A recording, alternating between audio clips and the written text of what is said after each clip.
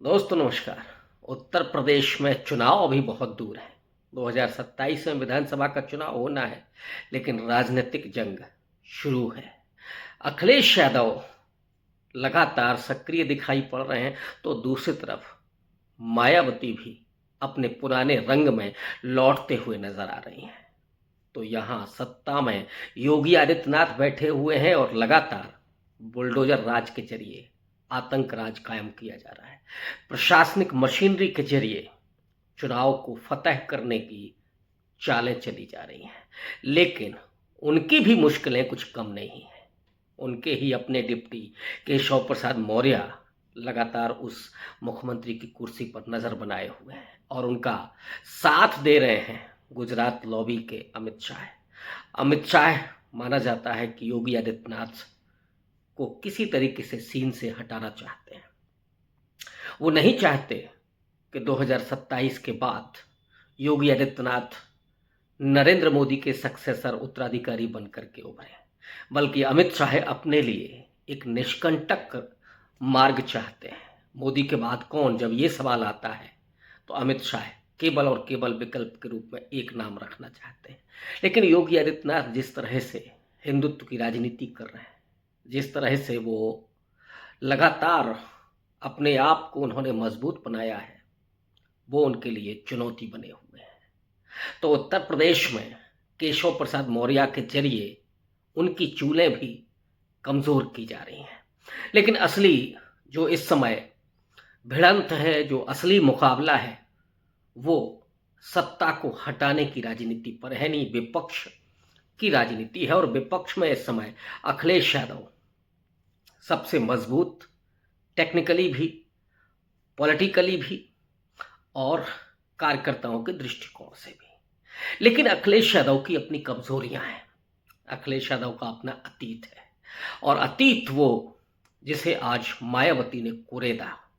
वो मायावती जो 2007 से 12 तक पूर्ण बहुमत की सरकार में थी और उन्होंने उत्तर प्रदेश में सामाजिक बदलाव के लिए, दलितों पिछड़ों के हितों के लिए, सरकारी नौकरियां हो, बैकलॉग की भर्ती हो, या वो बहुजन समाज के संतों गुरुओं के स्थल हो, प्रेरणा स्थल हो।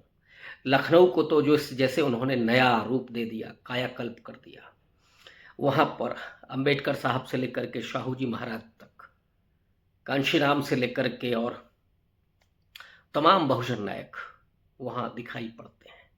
और आज एक तरह से पूरे भारत का एक ऐसा वो स्थान है लखनऊ, जहाँ लोग अपने बहुजन महापुरुषों को देखने के लिए आते हैं। इसके अलावा उन्होंने दलितों के स्वाभिमान और सम्मान के लिए, पिछड़ों के राजनीतिक उत्थान के लिए, उनके एजुकेशन के लिए जो काम किए, वो आज भी बहुत श्रेयस्कर माने जाते हैं।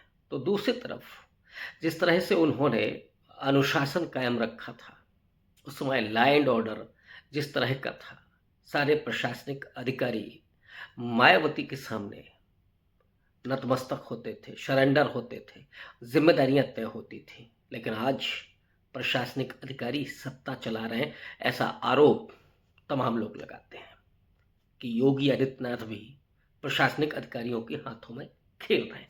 तो मायावती की अपने समय की उपलब्धियां हैं, तो दूसरी तरफ अखिलेश यादव की अपनी कुछ कमजोरियां हैं।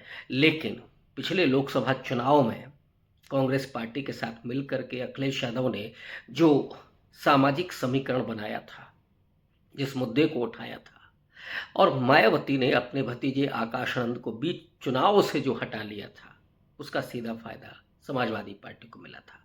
समाजवादी पार्टी में अखिलेश यादव एक नौजवान चेहरे हैं, उनका अतीत में कोई ऐसी कमजोरियां नहीं हैं जो शिवपाल सिंह या मुलायम सिंह यादव या उनके और दूसरे लोगों पर जो आरोप लगाए जाते थे। लेकिन जब 2012 में समाजवादी पार्टी पूर्ण बहुमत की सरकार में आती है, अखिलेश यादव मुख्यमंत्री बनते हैं, और उस समय बहुत सारे लोग कमेंट करते थे कि अखिलेश यादव समेत 3.5 मुख्यमंत्री सरकार चला रहे हैं।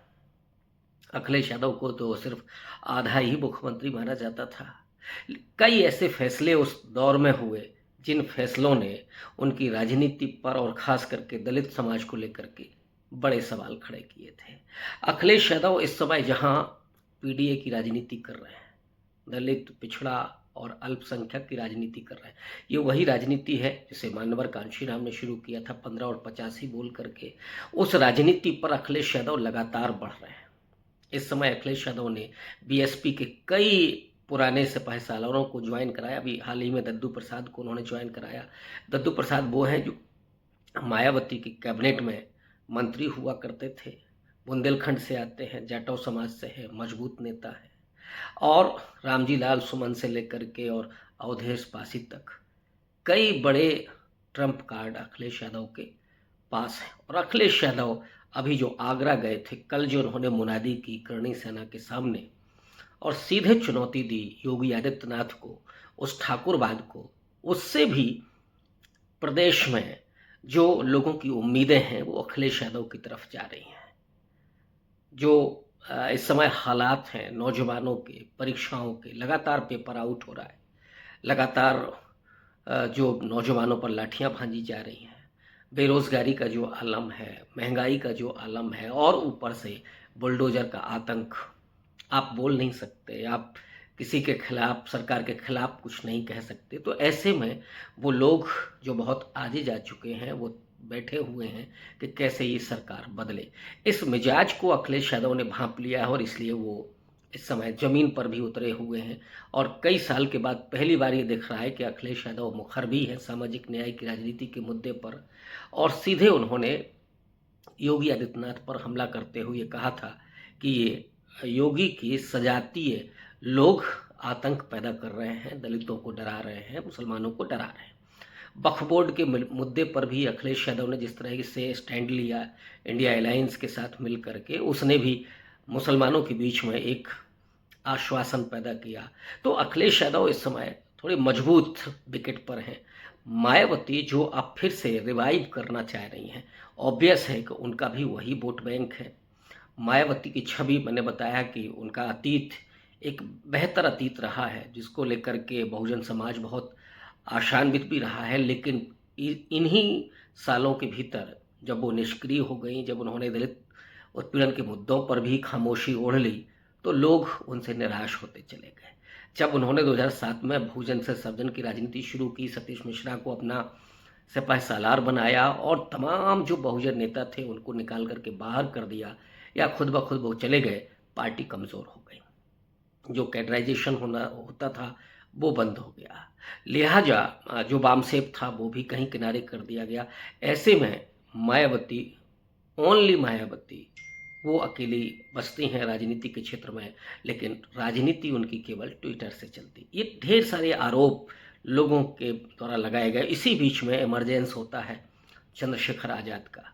वो चंद्रशेखर आज़ाद जो भीम आर्मी शुरू करते हैं, तमाम बच्चों को पढ़ाने के लिए स्कूल खोलते हैं। जब उत्पीड़न होता था तो चंद्रशेखर आज़ाद जिस तरह से वहाँ जाते थे, वहाँ हस्तक्षेप करते थे, प्रशासन के सामने दहाड़ते थे, उसने दलित नौजवानों में एक उम्मीद की किरण पैदा की और चंद्रशेखर आज़ाद बहुत तेज़ी से आगे बढ़ते, उनकी लोकप्रियता बढ़ती है। और पिछले लोकसभा चुनाव में जब वो नगीना से चुनाव जीते, बीएसपी को एक भी सीट नहीं मिली, तो चंद्रशेखर आज़ाद उत्तर प्रदेश में दलितों के बीच में, खास करके जाटव समाज के बीच में एक नई उम्मीद बन करके पैदा हुई।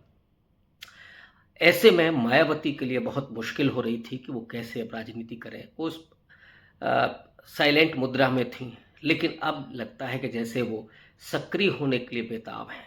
अपनी पार्टी के संगठन की मीटिंगें लगातार कर रही हैं, लगातार जो मुझे जानकारी मिल रही है, लगातार अपने नेताओं को फ़ोन कर रही हैं।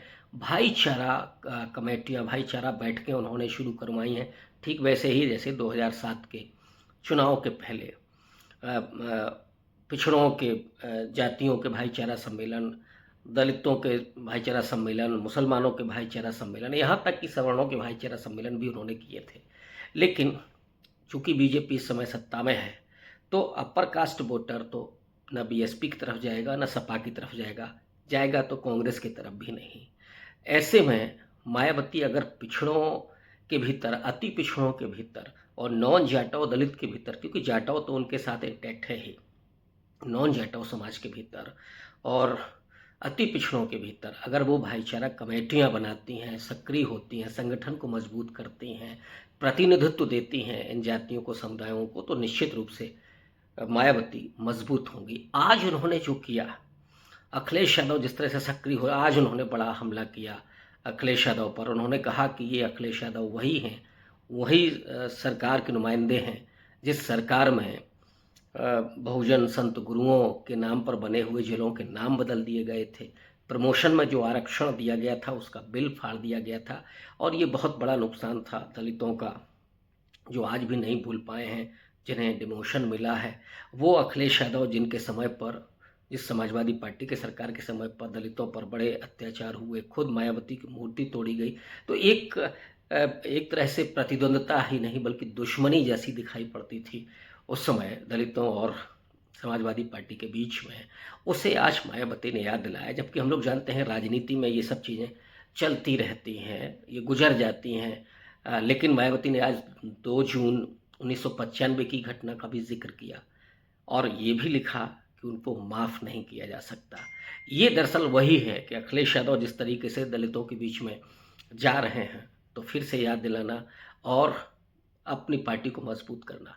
मायावती तो वैसे भी दलितों के बीच में, बहुजनों के बीच में बड़ा उम्मीद रही हैं और उन्हें तो लोग प्रधानमंत्री भी देखना चाहते थे, लेकिन उनकी ही निष्क्रियता ने उनके वोट बैंक को कमज़ोर किया, उनको बेहद 10% से नीचे ला करके खड़ा कर दिया।